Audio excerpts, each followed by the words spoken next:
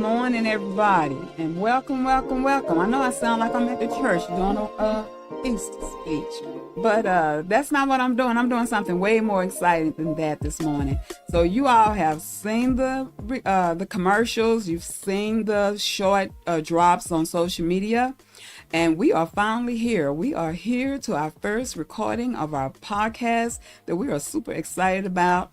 RJ Verified. And so we have guests in the house today. I'm going to be introducing you all to the guests in just a minute. But first, I want to remind you all of what RJ Verified is actually about. So RJ Verified is the platform that centers the voices of Black women and communities of color to reimagine and advocate for reproductive justice. And we do this by storytelling, expert analysis, and cross-movement conversations. And that cross-movement conversations is going to be a really important part to this, because so often different places in the movement work, sometimes we tend to do this work in a silo. And we're more powerful when we're doing this work together. And so that's what a lot of RJ Verified is going to be about. We're going to cover things a little outside of the scope of what you think that you are accustomed to hearing when you talk about reproductive justice, which is what RJ is. And so we're going to start that conversation today, and we're going to be talking from a different lens, but we will be talking reproductive justice. So today's podcast, we'll be talking about period justice. Very important conversation that we need to be having, period justice. And so we're going to be really excited about helping you all to understand how period justice is a reproductive justice issue. And so we're going to be talking today with these amazing two young sisters here who attend school in the Dallas suburbs. I mean, not the Dallas suburbs, but the Dallas suburbs, Duncanville. They attend school in Duncanville, and which is a suburb in Dallas County. And so they're going to be talking about this, like, really important, powerful work that they're doing at their school around creating a system of equity, of justice, of fairness, of opportunities for folk who have a monthly flow. And that is very important. And so I'm excited to hear what they have to say. So we're going to be talking with Kelsey, and because they did not write this name down for me. We're going to be talking to Kelsey, and we're going to be talking to Leslie, and they're going to give us some more in-depth information on who they are, what they do, why they're doing it, and where they're doing it. And so I'm just super excited to hear them, and I know that you're going to be as excited as I am. So since Kelsey is sitting here next to me, we're going to start with Kelsey. Okay, so my name is Kelsey Smith, and I'm the founder of Project Code Red, which is a student-led movement where we are trying to get our school to begin providing free pads and tampons in the school restrooms. This is my co-founder. I am Leslie. I am the co-founder of Code Red. I mainly focus on helping market what we do and help push out our movement and what we are trying to advocate for. And So as the initiative moves along, we're trying to start a student organization instead of a movement, where we want our members to be educated on what period justice exactly is, and we want them to educate others.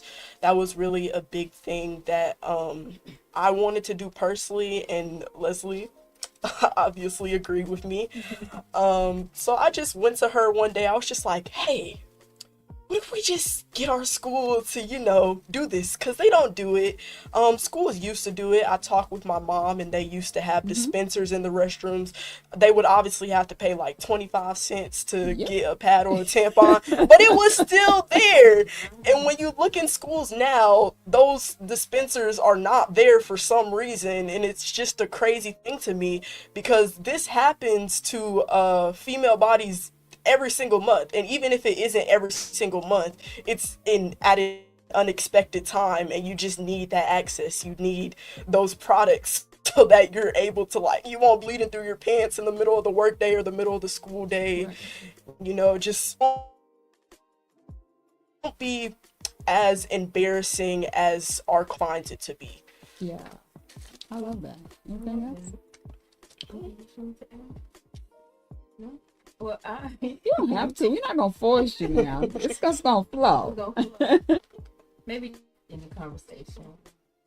So we're trying to mainly providing these menstrual products for the girls in our school, and we're trying to start our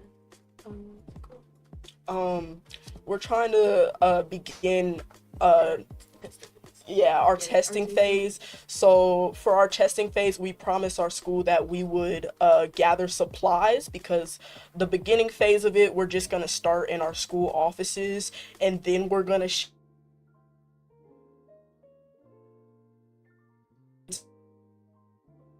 to putting the dispensers in the restroom. Now, part.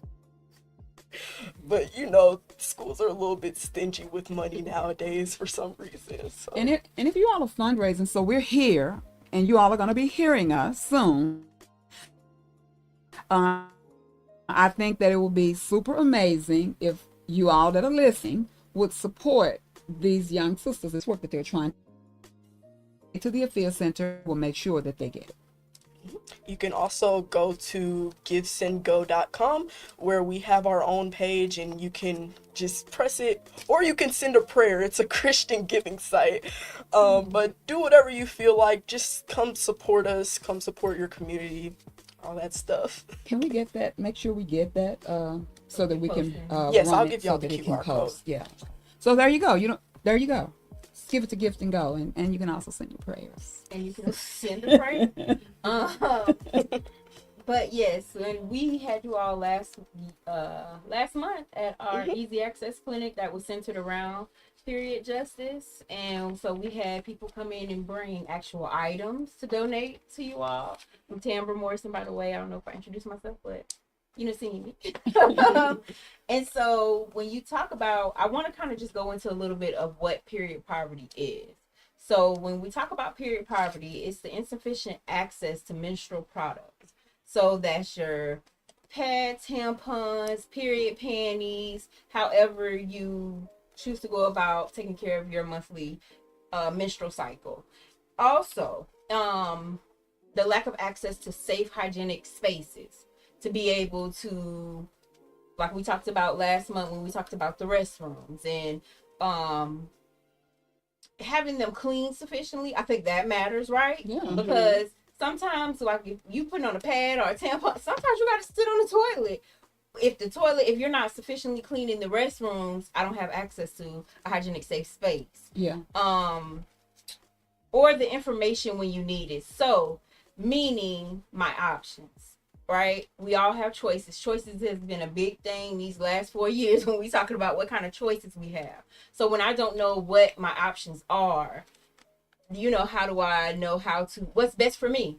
How do I take full autonomy over my period if I don't know all the choices that are on the table for me? So all of these things define what period poverty or that's period poverty, not necessarily period justice.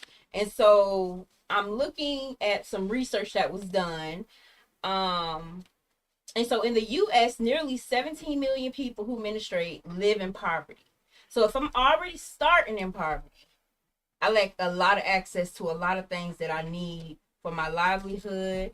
Also to make full bodily autonomy choices for myself. Because when you limit my options, you limit how I can make choices for myself, right? And so if I start in poverty, and then now I start to menstruate,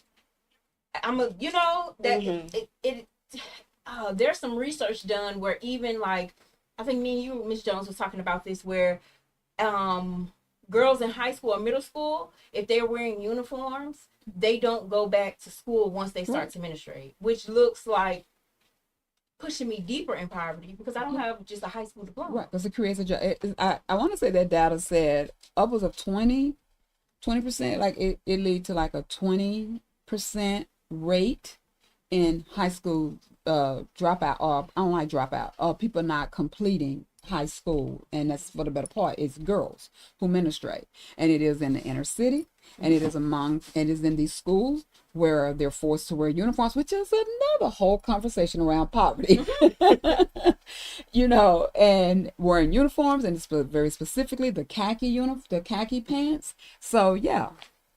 And just to add to that, period poverty impacts a majority of low income communities. And we already know who makes up the majority of low income communities, which is POC people. Um, it's stated that like we already have high dropout rates among our communities. We already have stigmatization surrounding periods and even just sexual education in our communities. It's kind of like a taboo topic for some reason. I don't know why, but it is. It's always We live in a patriarchal society. we do. It's just always been that way in Black and Latino communities and other non-white communities. So when we have that lack of access, we're seeing higher dropout rates among our people, and that's just a disadvantage that we already have to deal with. And as women, it's an even greater disadvantage because men don't have to deal with this. People who are born as with male parts don't have to deal with this. And that ties in to reproductive justice. Yes, it do.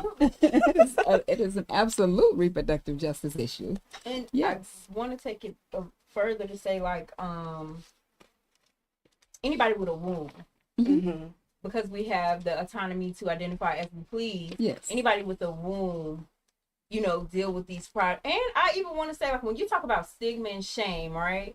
And what you don't understand, you shame. Mhm. And so we live in a patriarchal society, and so where white women might have access, they still deal with the They shame. still do with the shame. And so we have to deal with the shame and the lack of And the lack access of because it's going to show that I don't have access to what I need, you know, for myself. And this is like when you're talking about women, I think, if I'm not mistaken, period poverty started on more so like, I think it was women in prison.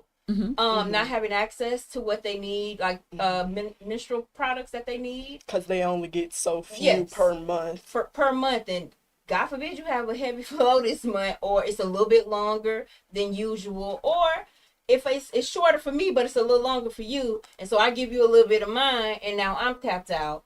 Like, that's wild. So then when you think about women at work, there's a study that was done by the Department of Behavior Sciences and Health in St. Louis University, where they talked about 64% of low-income women couldn't afford period products at least once in the past year, right? So what that look like? If I'm a low-income woman, I'm working at Walmart, I'm working at the gas station, I'm working at the grocery store, and I can't afford products this month. That means I can't go to work. Or it means I'm going to take what I need. Or I'm going to get, And that you're going to creates. criminalize me. Yes. Mhm. And now I got to deal with a system. Yeah. I got to deal with a system on my life because what I needed, I had to go ahead because I'm in the store. I'm in the where store. Plenty of them. Yes. We actually throw them away when they expire. We take them Yes. off the shelf and throw them away. Mhm. And so I'm going to take it because that's the thing too, where when you I remember when I was like 21 and I was working for Circle K. And I had a lot of homeless people that hung out in front. I'm gonna tie it all together in front. And so the food on the grill, after a certain amount of time, you have to take it and throw it away or it's considered stealing. I'm literally throwing away food when I have people out here who don't got access to this very thing where I could just pack it up. And so I don't work for Circle K, right? And And the you statute of good. limitations might be Gotta good. be- yeah. So allegedly, I would pack this food up and give it to the people who are sitting in front here and that are hungry. That's the same with period products, right? If you're tabbing me as a woman, throw all this stuff away, and I know I need it. I don't have nothing at home, and I'm on my last pad, and I'm at work, and I'm gonna take it. Yeah. But then I could be criminalized because I took something that we're throwing away and kept it. So, lovely United States of America. Don't you love it? And so 21% of those 64% low income women face this issue every single month. So what does that look like to every month have to just make a decision on, am I going to get a house full of groceries? Not even a house full, because if you're in low income, that look like, and you're working, that looks like I'm gonna get what I can until we make it to the next paycheck.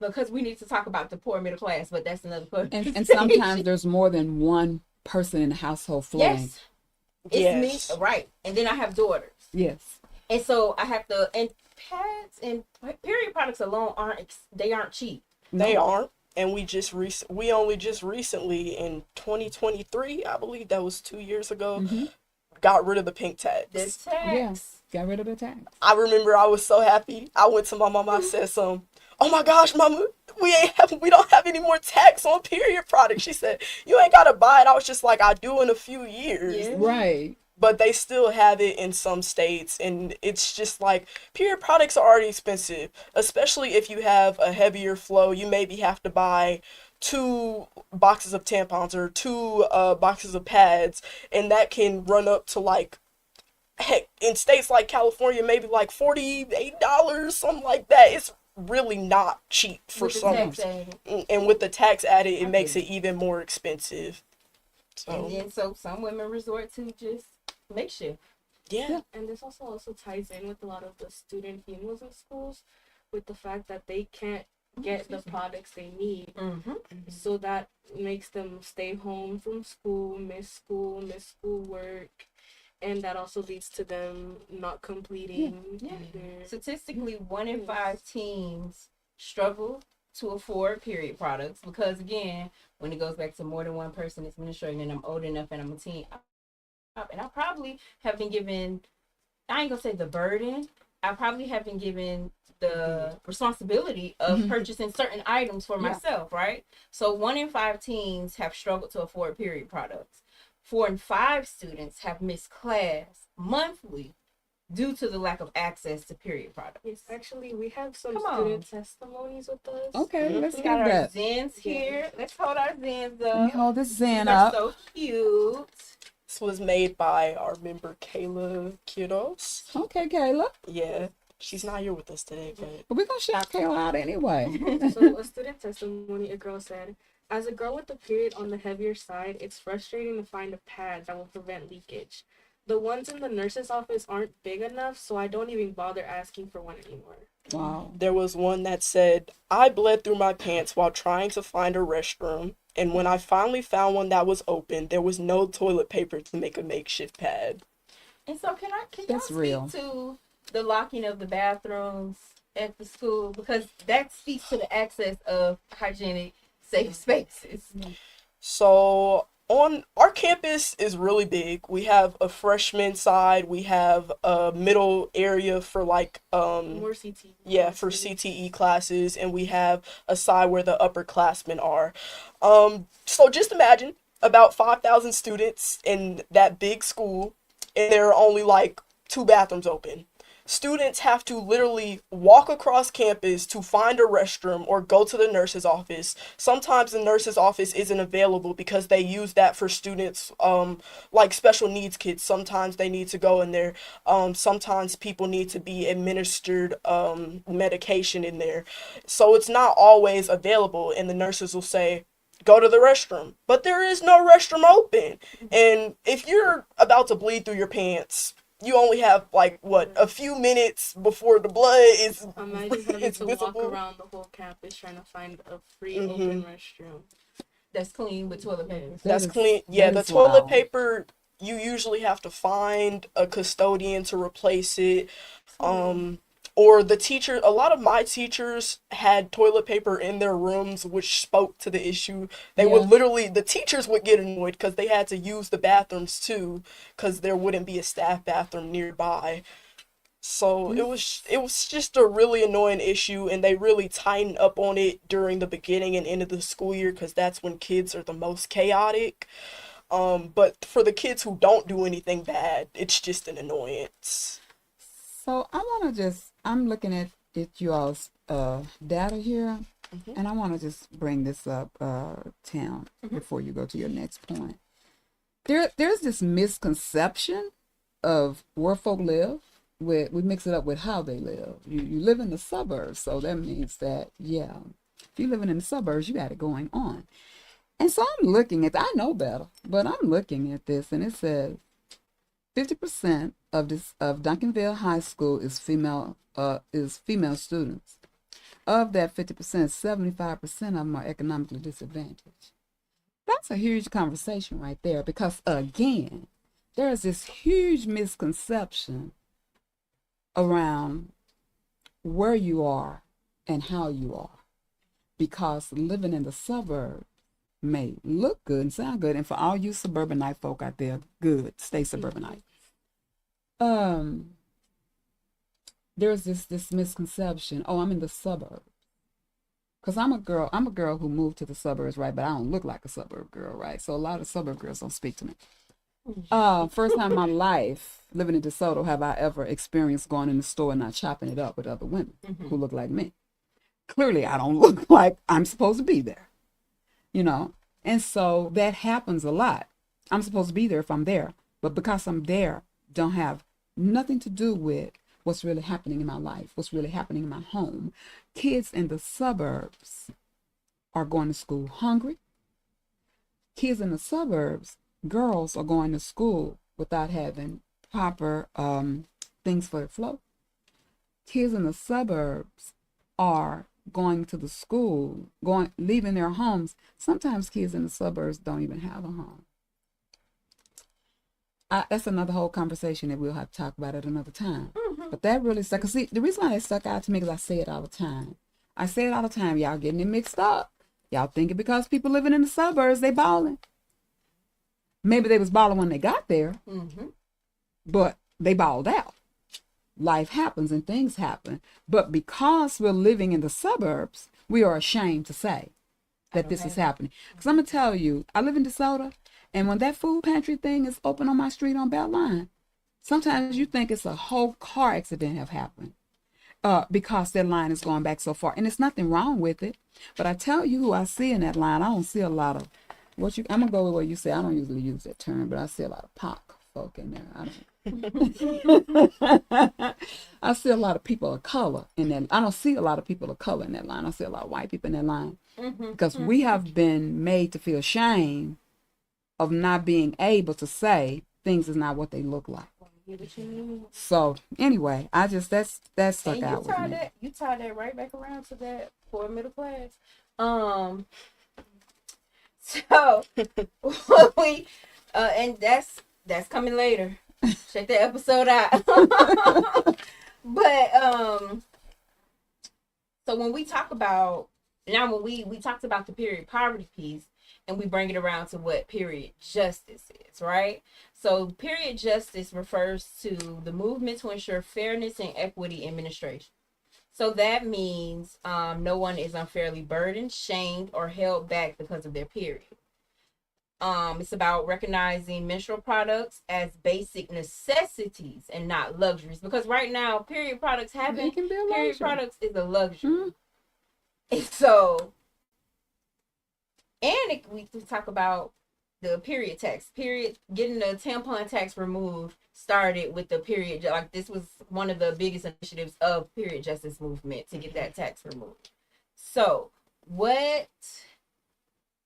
I don't know if I want to ask that in it. I'll ask you now, and I'm going to ask everybody in the end. What does period justice look like to you?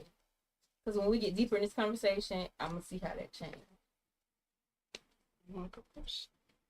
So what period justice looks like to me is having the necessities that a woman needs for their period. So like what we were talking about earlier, the free flow.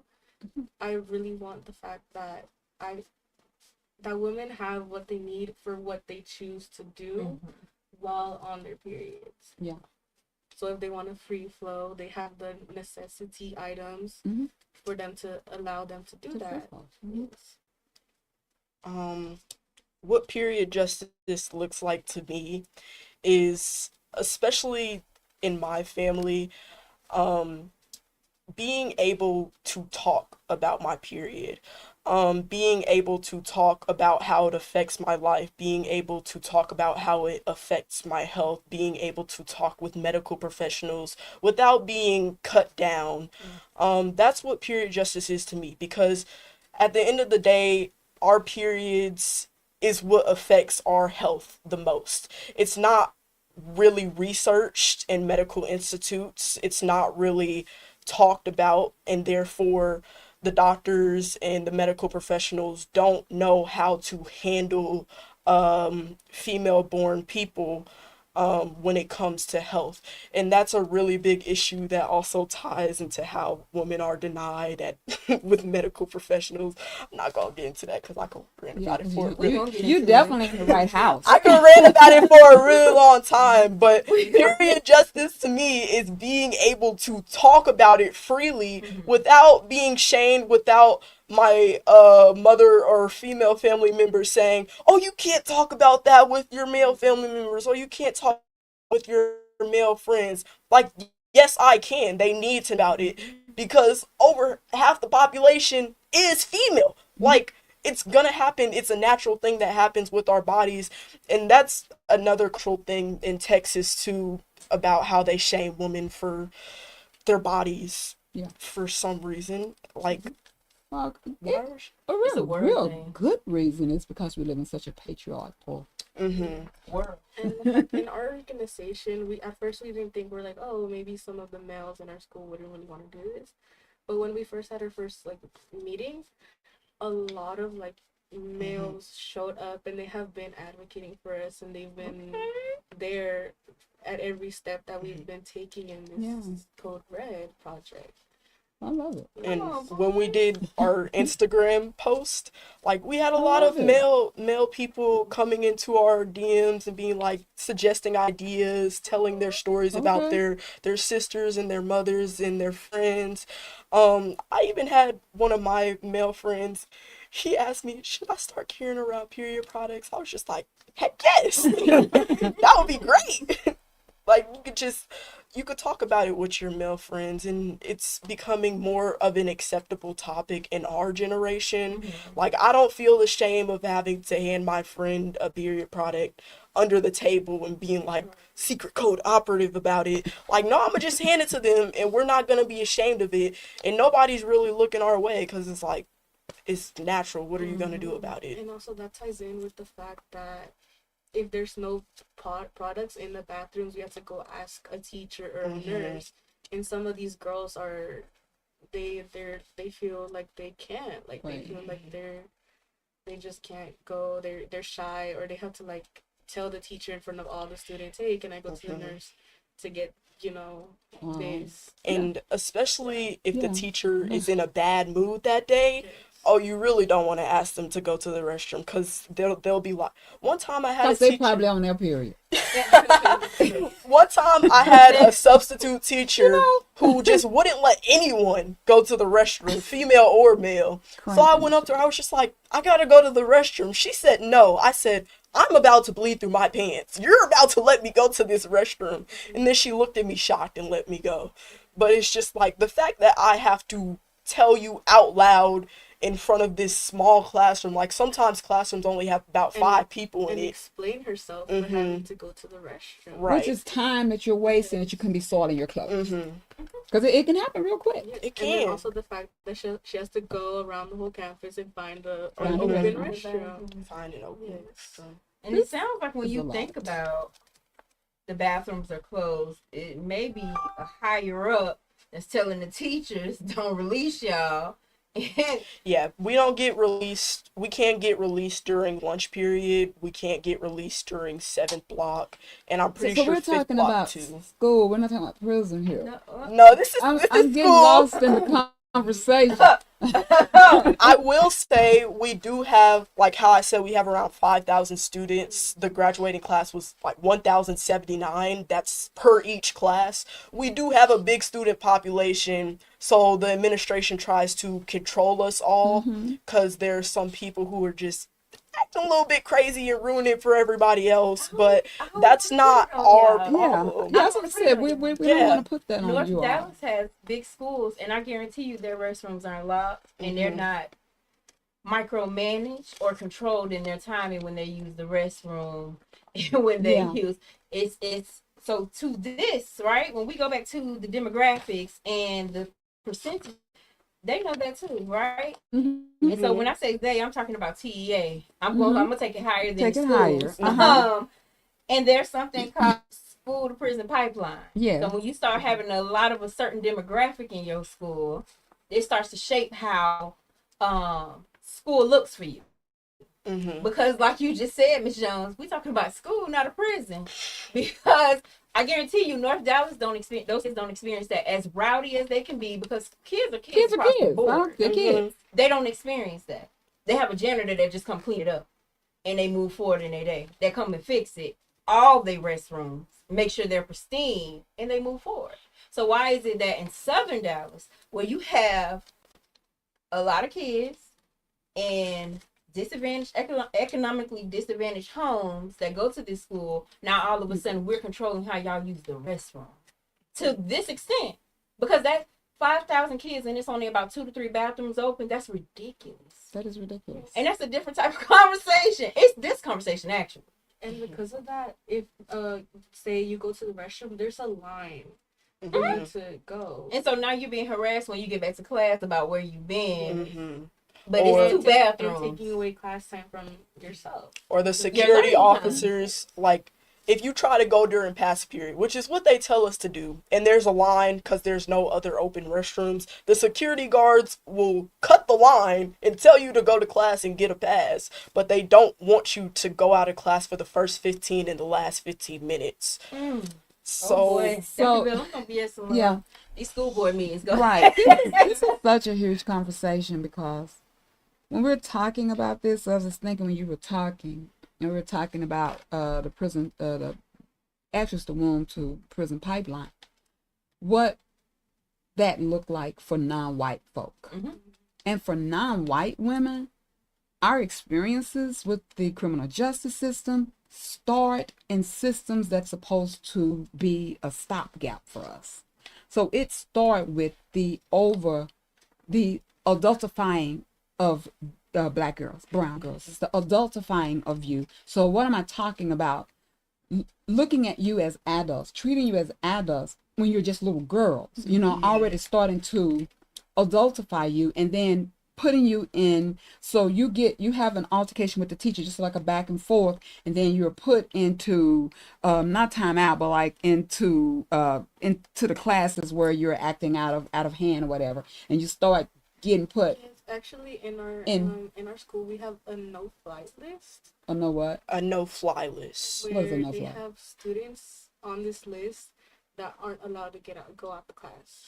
So, and these are more than likely going to be non-white folk. And so that's a system in the school, right? And so you already start detention. So you're already starting to introduce young non-white kids to detention from school. And I would love to say it started in high school, but it starts in elementary school. So you're already doing it. So you're already conditioning them to this.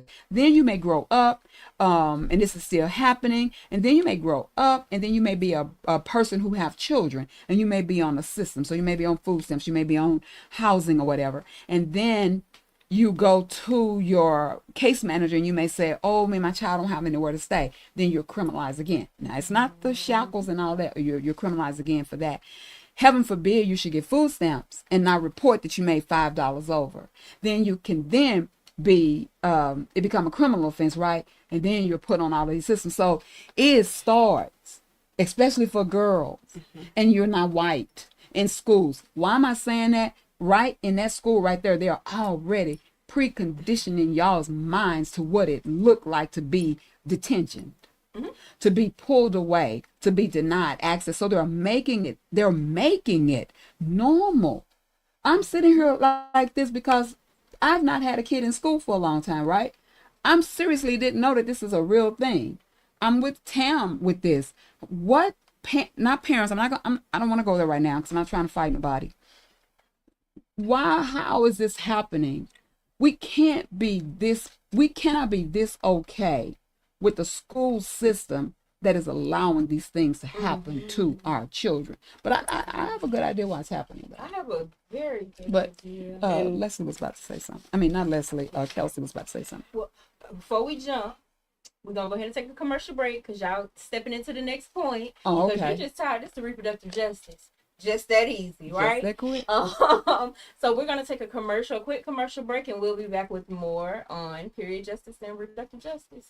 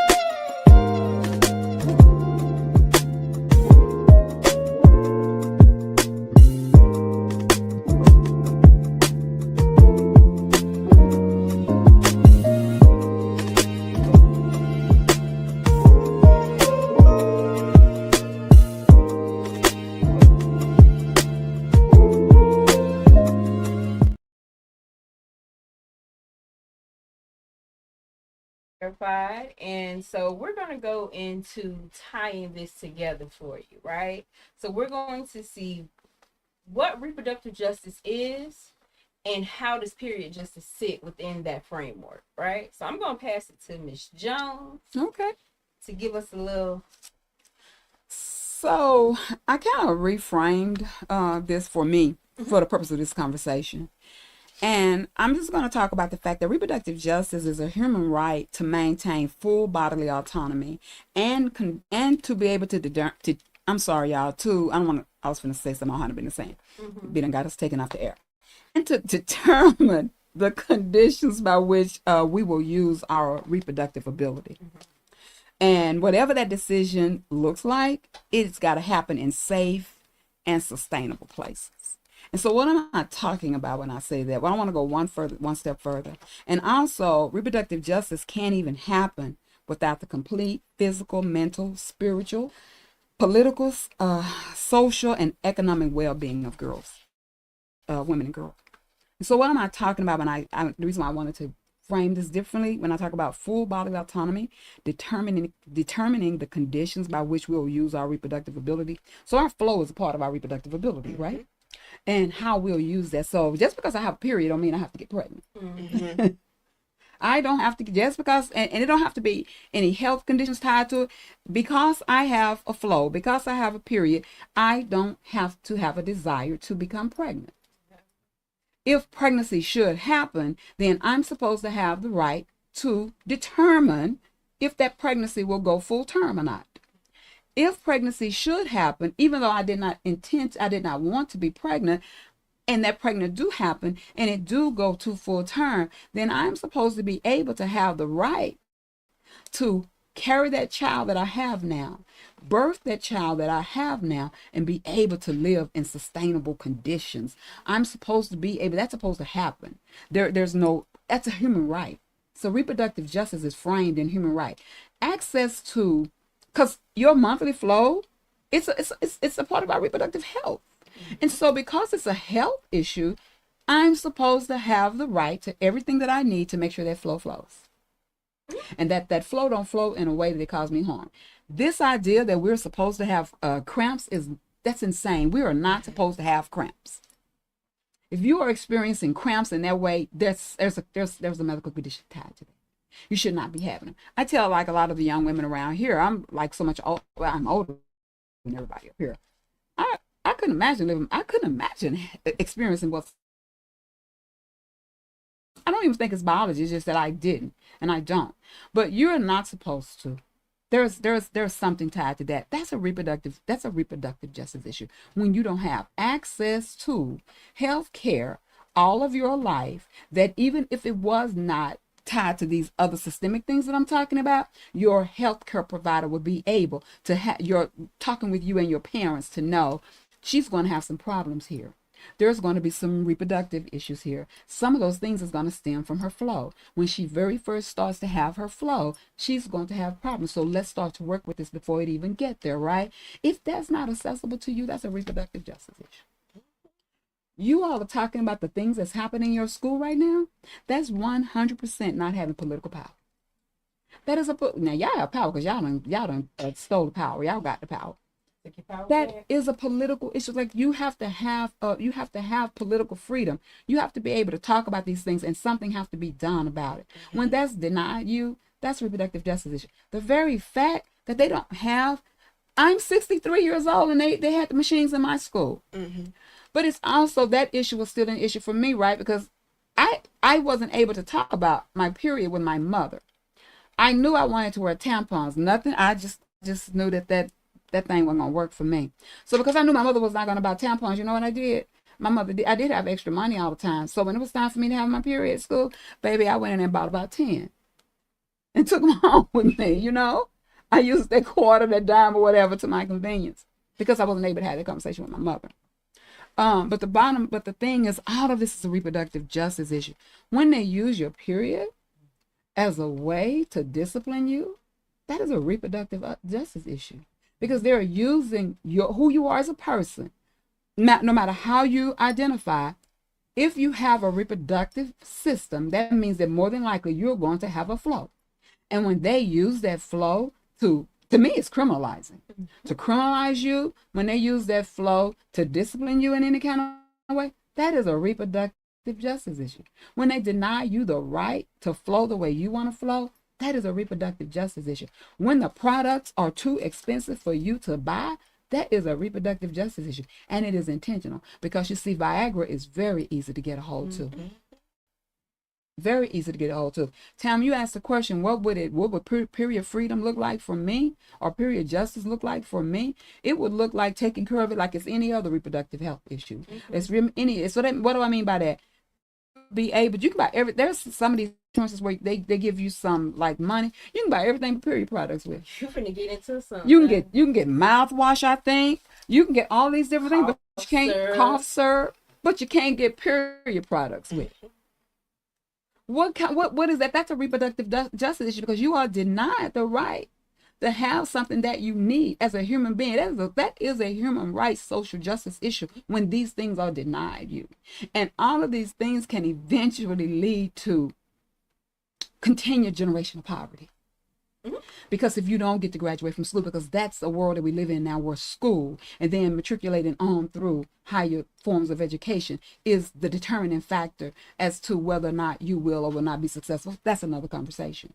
But that is where we are with it right now. And so if girls are dropping out 20, I don't care if it's 8, I don't care if it's 1%, that's too many. But if girls are dropping out of school simply because they don't have access to period products, then that means that if they drop out of school, by the time they get back in school, they're probably going to have a couple of children.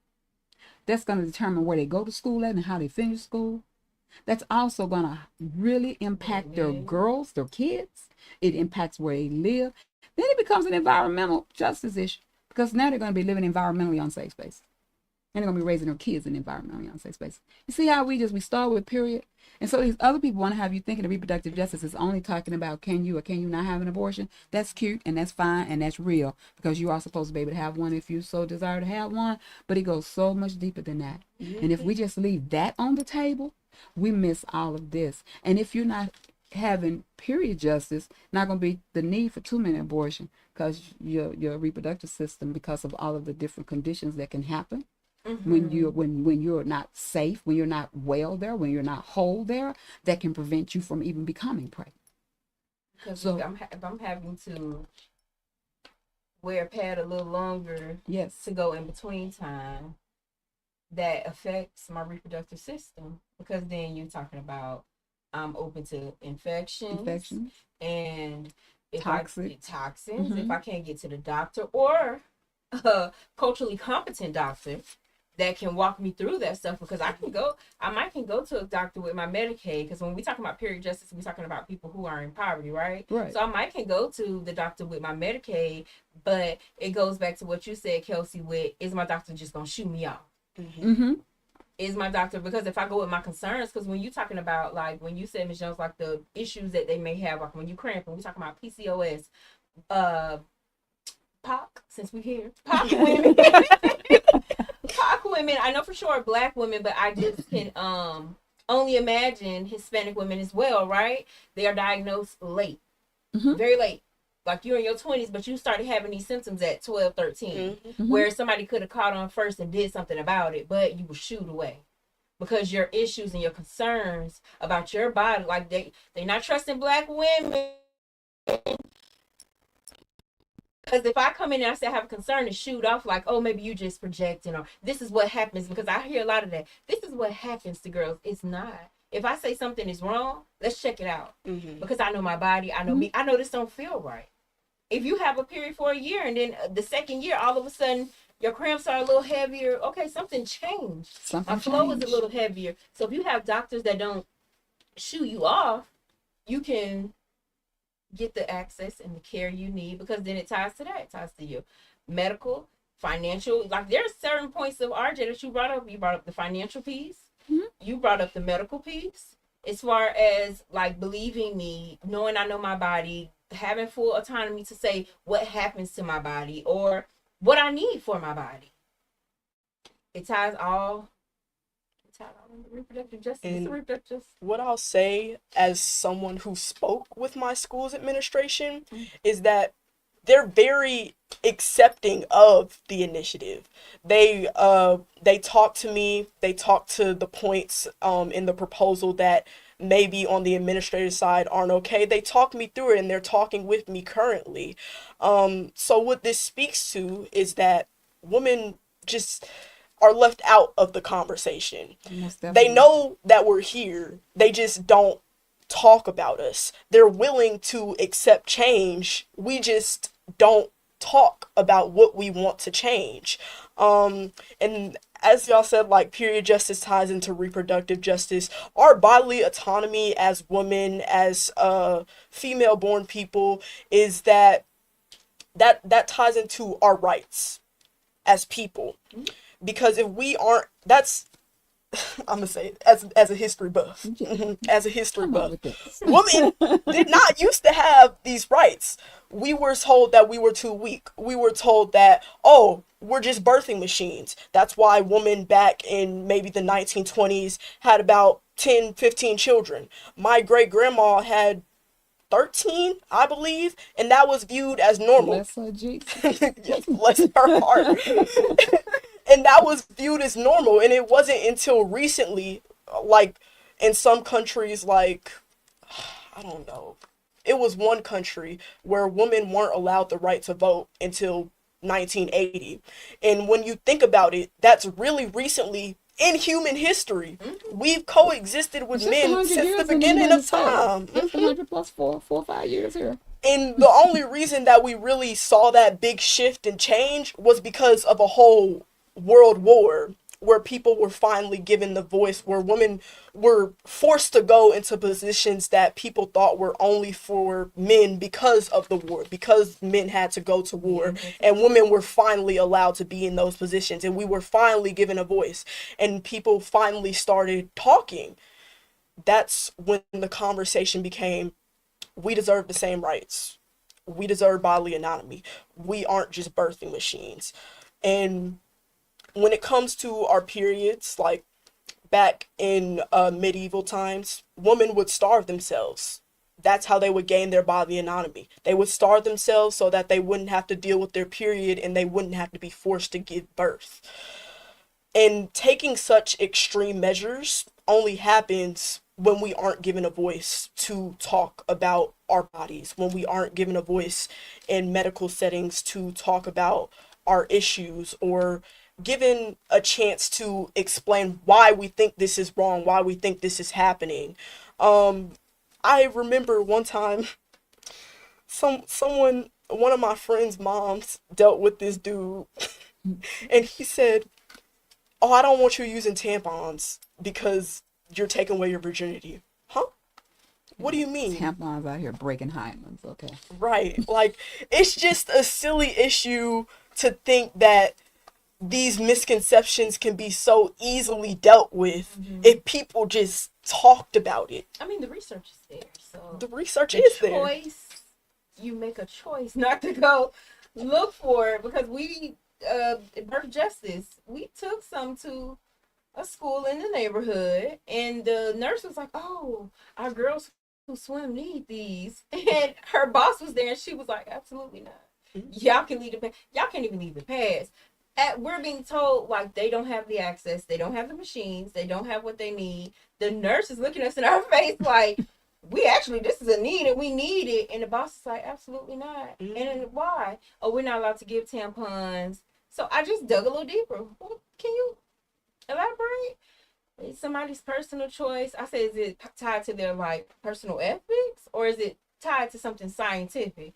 Oh no, it's definitely personal ethics. So there's this conception, especially because Texas is right.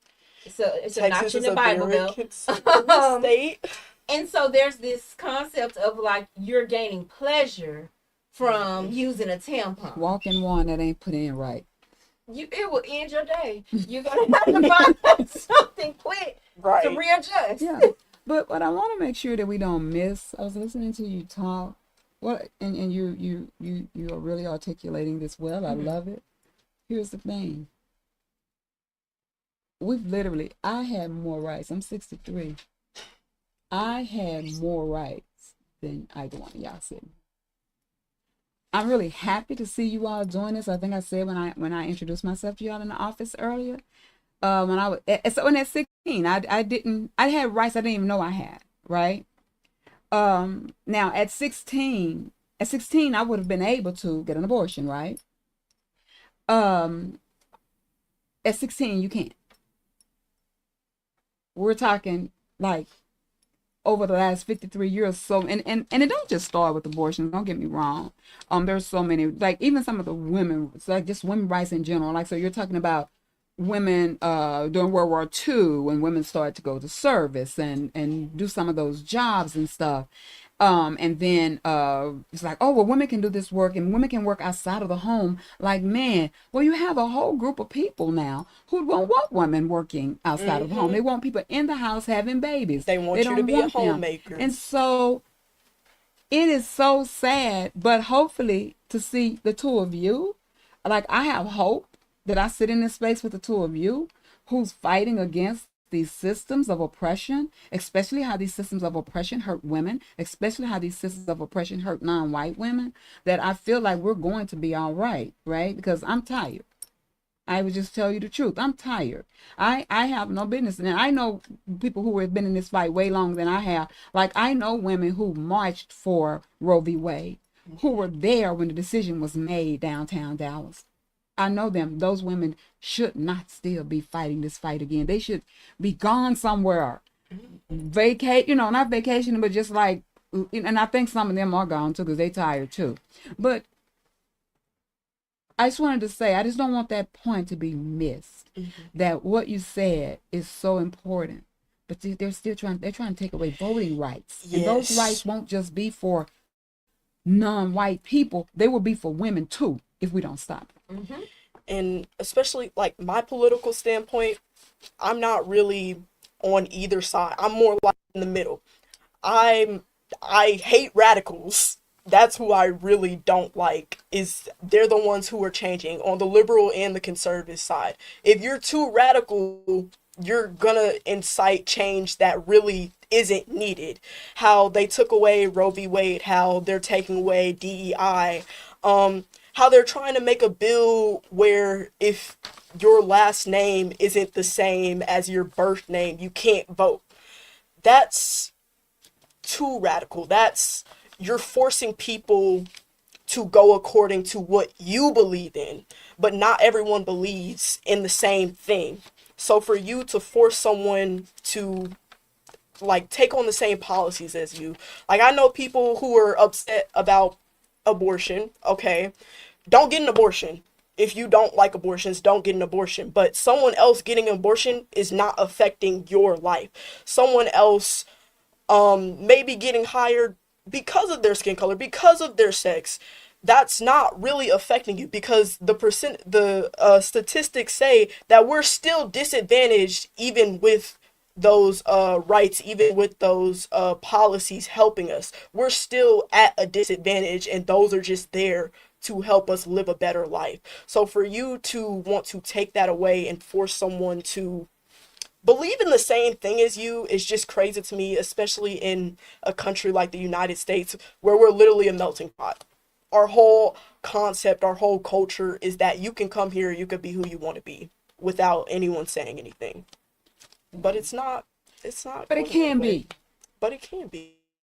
But it can be. And I don't, I know we're going to be winding down soon, but I don't want this to like I don't want us to miss how powerful a moment like this is. Because this is a powerful moment. Because as we talk about reproductive justice, those 12 black women who were in Chicago, and there was a moment, there was a time for a movement there. And what was happening in Chicago at that time was not a bad thing. They were talking about health reproductive health rights. They were really talking about, access to abortion, all of that kind of stuff.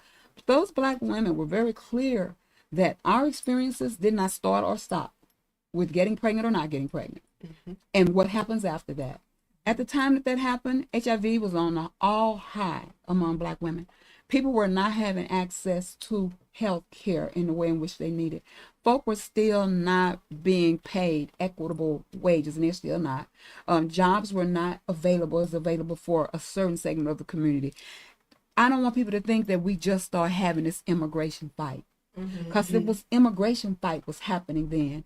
Horrible things were still happening to indigenous people. All of this stuff was happening, and that is why these women said, no, we finna caucus, we finna pull this conversation to another room, we're finna come back with the thing, because our entire lived experiences have to be sitting on the table, not just that one thing.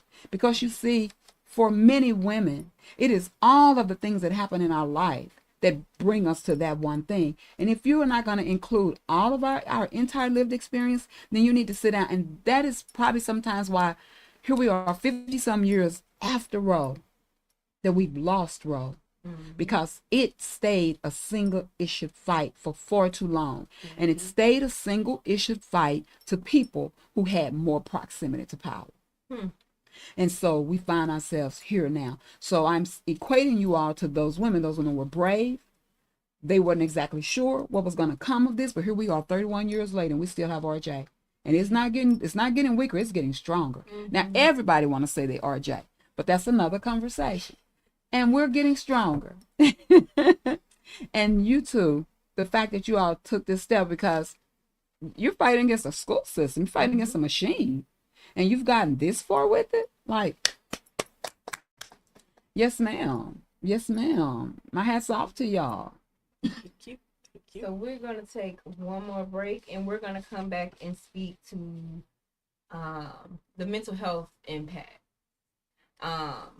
Speaking about bodily dignity. So we talk about full bodily autonomy, but also like the dignity within how you take on your full bodily autonomy. So we're going to take a quick little break, and we'll be back.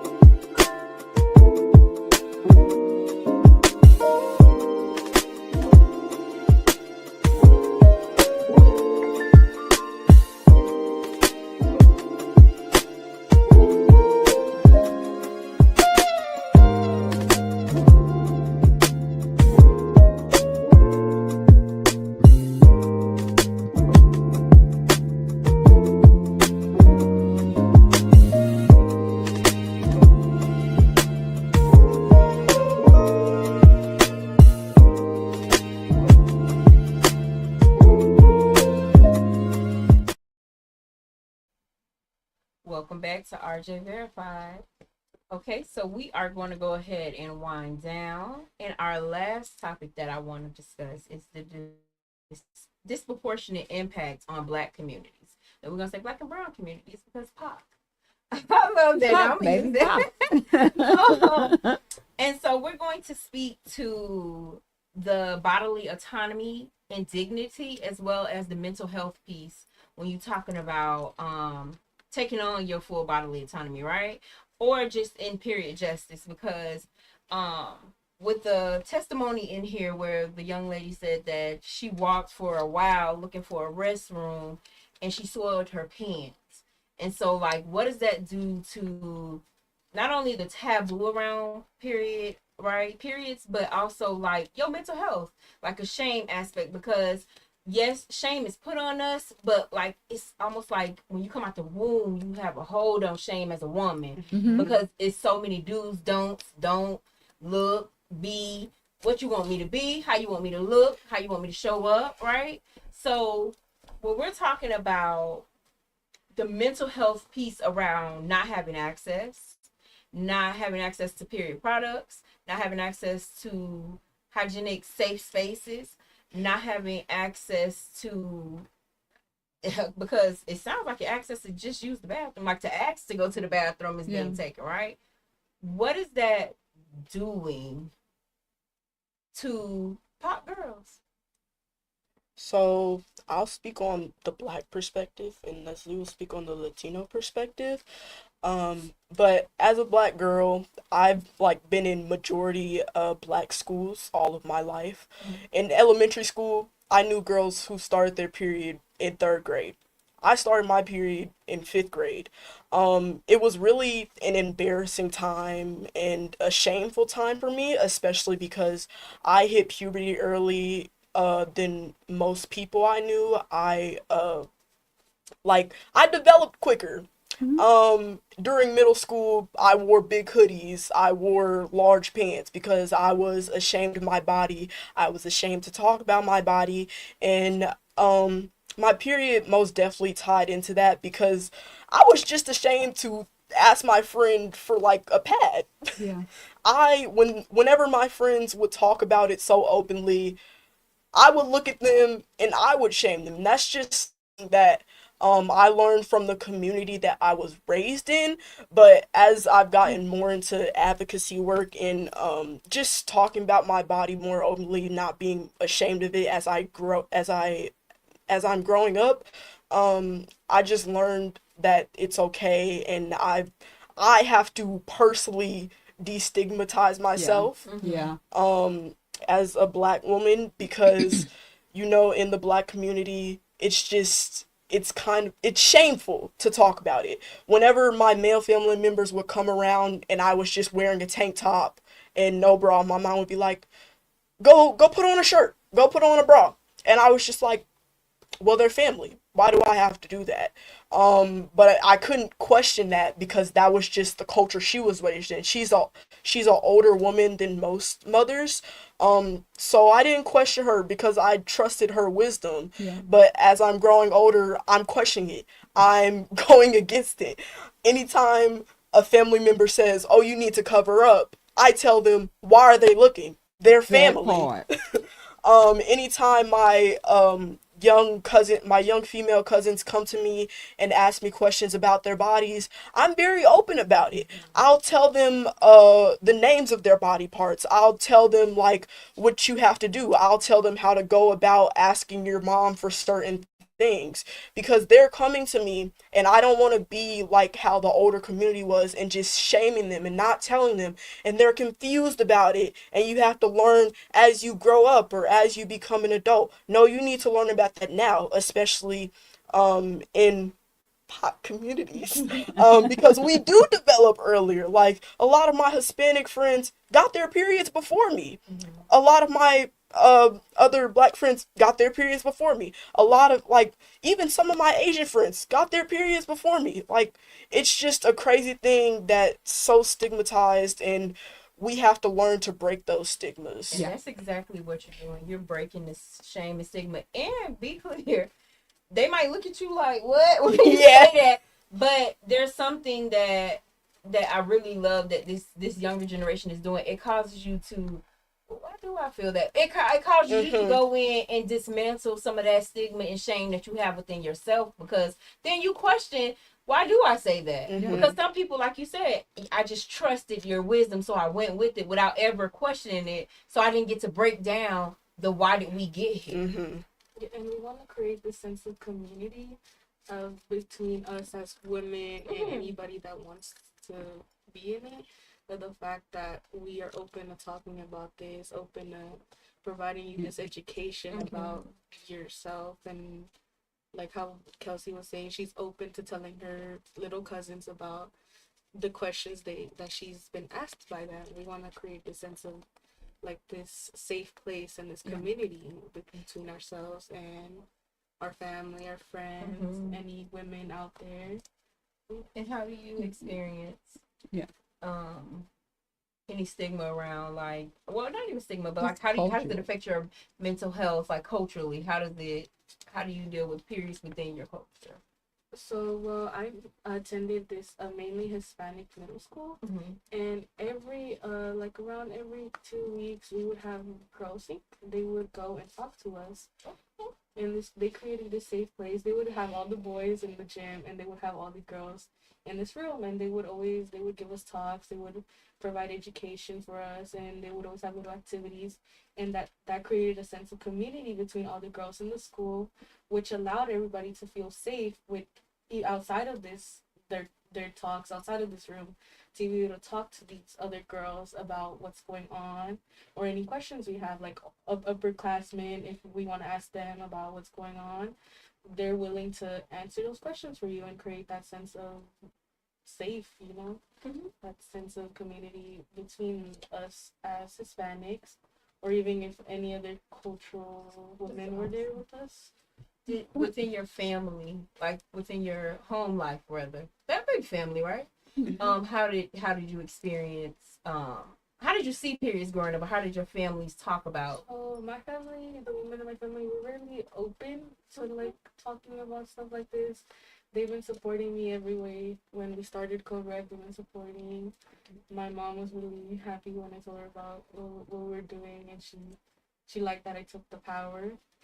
And and well, on my mom's side of my family, we're really open to like they're more like modern. They're more like they talk about stuff. They're all up to date with everything that's going on in the world, and they're really open to talking about all this stuff.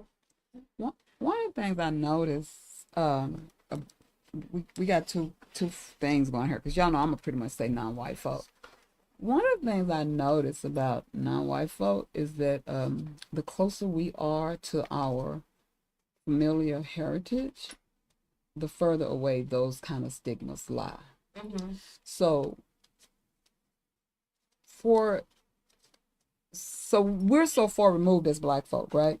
So sometimes when we are friends with and in community with folk who are like directly like got on a plane and said, I'm coming to America, not kidnapped to come over here from Africa, those folk have a different relationship with periods, with all of this kind of stuff, with all of these things, because this was celebrated. See, it was a celebration. Miss Helen right here with us a couple of weeks ago, she was going to I think it's a moon celebration. All the aunties was getting together because one of the nieces was about to start her flow, and they were having a celebration because that's what they did. We did that too until they brought us here. They kidnapped us and brought us here and ripped all of that away from us. And so people that are still more connected to that, their direct culture, those things don't happen. But what do happen is the more acclimated that those folk get to whiteness, they start to lose some of it. There is, like, when you think about like red tint, it speaks to how indigenous women, so indigenous wherever you're indigenous to, the women go away and take care of each other during their cycle. And so we lost a piece of that, because I even think about like how I learned about period. It was just, don't have a baby, because now you can have babies. And that was it. We never really went through. And so now, like, I have conversations with my daughter about, like, how do you feel? What's going on? I'm noticing a couple days before, like, nobody walked through pieces of it with me. Okay, I'm not gonna because there's a thing too, like when I say it happens to everyone, right? Yeah, you cramp and get up and go. Well, you gotta go. Mm-hmm. And so it depends on how far it's going. I'm going, okay, you could rest today. So it's little things that we do that changes how it looks, but we have conversations beforehand, like knowing when, like they're, like you said, when they're going to celebrate her about to have her moon cycle, right? Because your body does something that lets you know that I'm in the window. Yeah. And so reading some books, I just happen to know, like, okay, what's going on? So I'm researching. I'm like, oh, okay, we in the window. And so I don't even want to say I just want to say, because our education sounds good, right? Educating ourselves, but talking. Storytelling is a major aspect into what we pass down, what we remove stigma from, what we know, like you experience, I experience. Talking to each other about what's coming up, no matter how old. Somebody was having a conversation with me today where they baby was saying, I'm about to be 9, so you know. And it felt good because, and she was like, me and my friends. And so it's like, when you think about, right, even when you guys are saying like the boys are helping out, there is something that's happening and it's changing. And it sounds to me like parents are talking to their kids, or somebody's in their life is speaking to them and letting them know, right? Because you have 8-year-old girls, like, you know, it's coming. And and that's the way it's supposed to be. They have no stigma, no shame. It ain't no shame that has even come to their mind about it, because this is just what my body's supposed to do in their minds, right? So that's like, it's important to bring back talking to each other, because it removes the stigma and the shame. What you're doing within your family is amazing, even within your friend groups, because when you're thinking about, it might not happen in my family. I might be the radical. I know you don't like radicals, but some of us are a little radical. I might be the radical in my family or my friend group, right? So something that might be taboo. You're more radical than you think. You are very radical. I might be talking about something within my friend group and making it normal. And so now all of my friends, it breaks down that wall of shame, right? Because you're not making it an issue. It's not an ill thing to you. And you bring it up. And so at first, everybody might be like, what? Oh my goodness, what you talking about? But then you just known as like, you the person I can come to and talk to about anything, because you don't make it an issue. It's not an issue around your period. There is no issue. Your body is doing, and some people ain't gonna cycle, right? But also that goes back to environmental justice and the medical justice, right? Because our competent medical treatments or advising, because a lot of stuff is preventative care, right? And in low income communities, we already there. When by the time my doctor takes us serious, like we have to darn near be pushed in on a gurney for them to take our issue serious. But we do know that if I stay in an environmentally unsafe place, it's going to cause different issues with my body. So if we had more better preventative care, that's a whole nother to get into why I might not menstruate. But you could already check that and address that beforehand, right? Because I'm in this house with asbestos in this community that y'all just looked over. Y'all told everybody else to rip the asbestos out, but y'all just keep painting these apartments and leaving us in here with this mold and asbestos. And it is actually like weathering, something called weathering. Black girls, and I can speak to black girls, right? They are, our bodies, if you flipped us inside out, our bodies are a little bit more older in our systems due to weather, due to all of the systemic issues that we face. So when you are talking about things, right, or if your friend can feel safe enough to come to you and say something ain't right, like something going on, and you can say, hey, you might need to talk to your mama about you give them the confidence to go have that conversation, mom, who might be open to it, but I just don't know, because we ain't never talked about it. So I do like that. And then the mental health aspect, when you think about it, mental health piece is why we have girls dropping out, right? Because I did something wrong. You ain't did nothing wrong, but shame will tell you a story, a whole new story in your mind, or everybody saw it. And what you said, I don't have to do a Mission Impossible, because ain't nobody worried about us passing pads or tampons, because it's regular. Because the more we talk about it, the more it will become a regular thing for everybody. And so it's just, if you tell one person, it's like telephone. It passes and it gets to who it needs to get to. And even For if both men you and women. Agree. And I think the men and women part is important. I don't want to underestimate the men part about it because my son grew up in a house full of women. So I'm thinking, I would probably say Taquan probably had no problem with saying, Darren, come bring me a tampon. You know, what was he gonna do? Just brag to her, you know? So you got a place that y'all have a place you can start with, because so many boys are more sympathetic to it than we even know. Because here is the thing, we're not talking to them. They see their sisters cramping, they see their sisters being sick, they know all of this. They do have to be the one to run to the store at the last minute to pick them up a box of tampons or a box of pads or whatever. They don't have anybody to talk to it about, right? And so I think sometimes we miss opportunities because and you don't even have to be in a single household to grow up in a house full of men. There are many even married households where that man don't have not one. That man don't have not one son in his house. He have a house full of girls. And so, those people tend to be more sympathetic. So I love the fact that the information, the standing up for, because it's got to be both.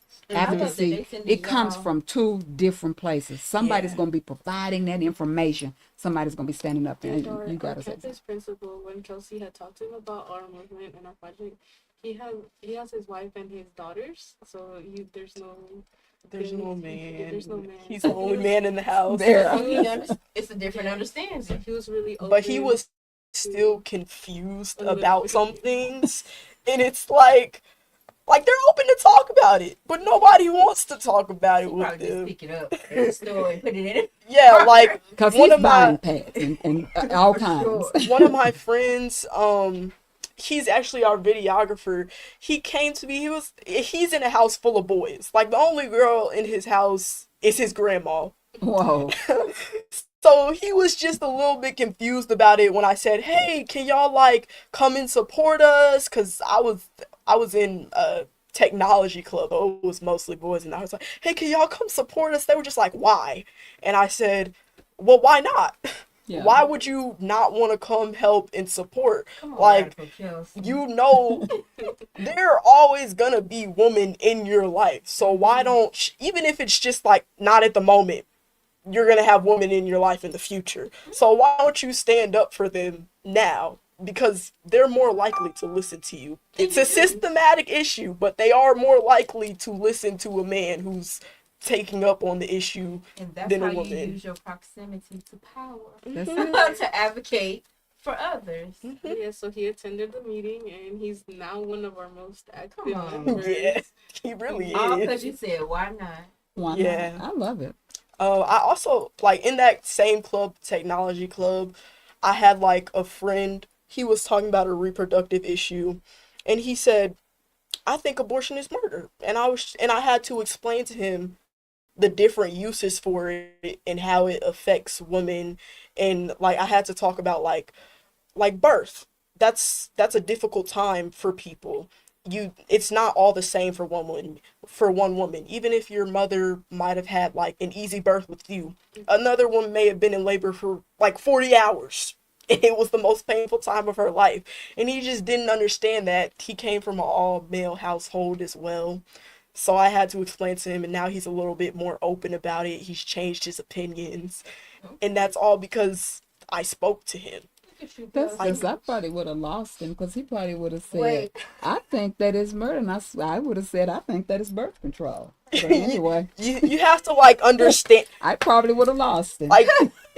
You have to understand that people come from different perspectives. My family is majority Catholic, so I can understand why they're more conservative, but you just have to talk to them. You can't outright be like, "No, you're wrong." You have to come from a place of understanding. And that's why I feel like it's very important to have that education and provide that education for the people that don't really understand or know or are confused about these topics. Yeah. But also, I want y'all to do y'all research too, because it is not on the oppressed to educate, Educate to the via manual labor oppressive. of educating you Via as well. oppressive. I can, in that instance, a friend or somebody I'm in close proximity, but there is a lot of, I want you to do the sweat labor to go get the education and bring it back to me. Because the same way y'all got the education, is people out there. Not necessarily you know people you have access to, but y'all know who I'm talking to. Right. You. And these conversations are going to come up, like, because here's the thing, advocacy don't stop. So you start your advocacy right here. It don't stop right here. No. This open up a whole, like, Pandora's box of things that have to be addressed. And so you're going to, and you're going to come up on these conversations, and it is not ever our responsibility to make our oppressors feel comfortable. And so, but those are conversations that you grow into, you move into. So I'm never ever the one that's going to make you feel comfortable with what need to be said. But I'm definitely going to inform you. I definitely believe in educating people, because for me, every moment is a moment to educate somebody. Even in the midst of your ignorance, it is an opportunity to bring you out of the dark and into the light. And so I take that opportunity. And a very important part of that is having is that person being open to learning, and Yes. being open to listening to what these people have to say. Not right now. Right. If somebody's not open, I might not need to do this tussle with you. Right. Oh, and I'm Like- not ever going to tussle with them. And some people are more open than others, and you could tell sometimes you just gotta walk away.